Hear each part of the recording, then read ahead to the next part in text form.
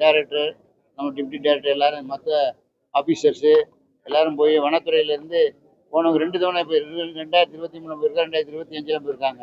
இப்போ 4 பேர் யானை பாகன்கள், 11 பேர் பயிற்சியாளர்கள். அவங்களோட 2 பேர் வெட்டினரி டாக்டர் போயிருக்காங்க. அவர் அந்த அம்மா போயிருக்காங்க, வனச்சரகர், ரேஞ்சர். இதை போயிட்டு வந்து அவங்க நல்ல முறையில் போயிட்டு வந்ததுக்காக அவருக்கு வாழ்த்து தெரிவித்து சர்டிஃபிகேட் கொடுக்குறோம். அவங்களுடைய எக்ஸ்பீரியன்ஸை நீங்கள் கேள்விப்பட்டீங்க. அவங்க சொன்னாங்க, என்ன நீங்களே பேசுங்க அப்படின்னு சொல்லியாச்சு. அதனால் அவங்களே சொன்னாங்க என்னென்ன மாதிரி உணவு பழக்கங்கள், மருந்து பழக்கங்கள் எல்லாம் சொன்னாங்க. அப்புறம் வேற என்ன இருக்குன்னு டெம்பரரி ஸ்டாஃப் வந்து பர்மனன்ட் ஸ்டாஃப் ஆகுதுன்னு சொல்லிட்டு நீண்ட நாள் கோரிக்கை இருக்கு. லாஸ்ட் டைம் இருந்த அமைச்சர் பொன்முடி அவர்கள் கூட அதுக்குன்னா நடவடிக்கைகள் மேற்கொள்ளப்பட்டிருக்கிறதா சொன்னாங்க. இப்போ என்ன மாதிரியான நடவடிக்கைகள்? அதாவது நீங்கள் கேட்குறது ரைட்டு தான். இருக்கிற நிதிநிலைக்கு ஏற்ப பெர்மனெண்ட்டாக எல்லாரும் போடணும். இந்த ஆட்சியில் நீங்கள் இந்த 2200 பேர் டாக்டர் போட்டதில் ஆன்லைனில் போட்டதில் நியாயமான நடந்துக்குன்னு பார்த்துருக்கீங்கள. அதே மாதிரி 900 பேர் நர்சஸ் குவாலிஃபிகேஷன் இந்த 4 வருஷம் படித்தவங்க இப்போ எல்லாம் நியாயமாக போட்டிருக்காங்கல்ல. அது மாதிரி நியாயமான முறையில் இருந்தால் அது கொஞ்சம் இப்போ எல்லாத்தையும் இந்த தேர்தல் வருது ஒரு இடத்துல ஒரு 10 மாதத்துக்கு வரும். அதுக்குள்ளே எல்லாம் முடிவு பண்ணிடுவாங்க. அதனால் எல்லா பேரையும் பூரா பேரையும் பண்ண முடியாது. யார் அதிகமாக படிப்பு நம்ம வனத்துறை கூட இப்போ டிராஃப்ட்ஸ்மேன்லாம் பழையபடி பழைய முதல்ல வந்து புதிய முறையில் கொண்டு வர்றாங்க. அது மாதிரி கவர்மெண்ட்டு ஒவ்வொரு ஸ்டெப்பாக எடுத்துகிட்டு வருவாங்க. காலப்போக்கில் 2 விதம் இருக்குது. ஒரு பக்கம் அரசாங்கத்துக்கு ஃபைனான்சியல் டிபார்ட்மெண்ட்டு, இன்னொன்று நம்ம மக்கள் நலம். 2யுமே நம்முடைய முதலமைச்சர் ரொம்ப தெளிவாக கையாளுறாரு. ஆகவே நிச்சயமாக கோரிக்கைகள் நிறைவேற்றி தரப்படும். போராட வேண்டிய அவசியம் இருக்காது. சும்மா போராட்டம்லாம் பண்ணுறதுலாம் வெட்டியாக தான். புது விலங்குகள் எதுவும் வருதுங்களா? அதுக்கான வாய்ப்புகள் எதுவும் இருக்குங்களா? நம்ம சூழ வரி குதிரை வந்து ரொம்ப நாளா இல்லமா இல்லாம இருக்கு. கொட்டை ஒண்ணுதான் பேர் இல்லை. அதை நாம கொண்டு வரப்போம். அதுக்கு தனியா வந்து ஒரு பிரஸ் ரிலீஸ் இப்போ ரெடி பண்ணிட்டு இருக்கோம். விரைவில் அந்த பிரஸ் ரிலீஸ் அவங்க ஷேர் பண்ணுவாங்க. சார், வால்பாறையில சிறுத்தை தாக்கி சிறுமி வீடிருந்திருக்காங்க.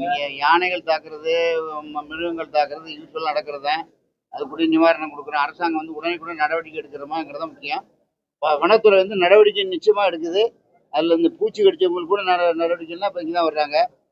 நாய்களில் பிடிக்கணும்னா இங்கே தான் வர்றாங்க. பூரா வனத்துறை தான் பார்க்குது. எல்லா பொதுமக்களுக்கு ஏற்பட இடர்களிலே அன்றாட நடக்கிற நிகழ்வுகள் இதெல்லாம் வந்து அரசாங்கம் காரணம் இல்லை.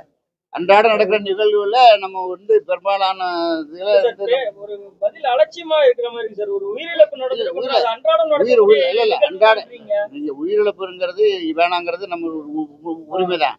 அதே சமயத்துல அன்றாட நீங்க எந்த டிபார்ட்மெண்ட் நீங்க எந்த டிவி? ஜனம் டிவி. ஜனம் டிவினா நீங்க சொன்னதான் தெரியுது. ஒன்னே ஒன்று சொல்லுங்க, அரசாங்கம் வந்து தினம் வந்து அன்றாட இப்போ ஒரு மோட்டிவ்ல வந்து ஒருத்தர் மர்டர் பண்ணிடுறாங்க. அரசாங்கம் என்ன செய்யும்? இப்போ எல்லாம் குற்றச்சாட்டு சொல்றது பூரா நீங்கள் பார்த்தீங்கன்னா பூராமே அன்றாட நடக்கிற நிகழ்வு தான். ஏதாவது பொதுமக்கள் பிரச்சனைன்னு வரும்போது நிச்சயமா அரசாங்கம் நம்முடைய முதலமைச்சர் அவர்கள் கட்டாய நடவடிக்கை எடுப்பாங்க. அரசாங்க நடவடிக்கை எடுக்கிறதா என்பது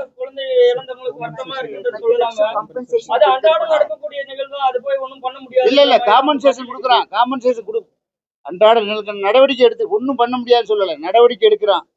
அதான் நடவடிக்கை. இப்போ ஒரு இன்சிடென்ட் நடக்குது, போலீஸ் போகிறாங்க, நடவடிக்கை எடுக்கிறாங்களா இல்லையா? கமிஷனர் வந்து போதை மருந்து நடவடிக்கை எடுக்கிறோமா இல்லையா? இது உலக அளவில் உள்ள பிரச்சனைகளுக்கு அன்றாட நடக்கிற நிகழ்வுகளுக்கு நடவடிக்கை எடுக்கிறதா அரசாங்கம் நிச்சயமாக நடவடிக்கை எடுக்கும். காம்பன்சேஷன் இந்த பாதிக்கப்பட்டவங்களுக்கு நம்முடைய வனத்துறையின் மூலம் காம்பன்சேஷன் கொடுத்துக்கிட்டு அதில் ஒன்றும் மாற்றம் கிடையாது. சார், ஒரு வருத்தம் தெரிவிக்கலாம். வருத்தம் தெரிவிக்காம நீங்க எடுத்த எடுப்புல அது அன்றாட நடக்கக்கூடிய நிகழ்வு தான் காம்பன்சேஷன் கொடுத்துட்டோம் அப்படின்றீங்க. சிறுமி அவங்களுக்கு ஒரு ஆறுதல் கூட சொல்லாம அவங்க துக்கத்துல பங்கேற்காம நீங்க எடுத்த எடுப்புல இப்படி பேசுறதுனால தான் நான் மறுபடியும் கேள்வி கேட்கறேன். கேட்கறது நீங்க ரைட்டு. உங்க டிவியே முதல்ல ஜனநாயகங்கிற டிவியே இப்பதான் தெரியுது. மற்றெல்லாம் நிறைய டிவி வந்திருக்காங்க, அது வேற விஷயம். ஆனா ஒண்ணு சார், என்ன ஏதோ குறிப்பிட்ட சேனல்ஸ்ல கேள்வி கேட்கறது இருக்குங்களா சார்?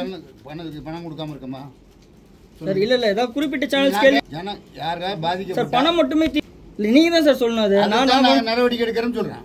எப்படி என்ன மாதிரி நடவடிக்கை எடுக்க அரசாங்கம் வந்து கேஸ் போடுது. இப்போ போக்கு நடக்குது போக்சோ சார். குடியிருப்பு பகுதிகளுக்குள்ள விலங்குகள் வராத அளவுக்கு என்ன மாதிரி நடவடிக்கை எடுக்க போறோம் சார்? மின்சார வேலி போடுறான், முகாம்கள் அமைக்கிறான், என்னென்ன தடுப்பு நடவடிக்கைகள் எடுக்கணுமோ அதுக்குள்ளே மேற்கொள்ளுங்க. பெண்கள் பொதுமக்களுக்கு பாதுகாப்பாக ஒரு அரசாங்கம் இருக்கும், நிச்சயமாக இருக்குது. இந்த அரசாங்கம் பொதுமக்கள் பாதுகாப்பான அரசாங்கம்.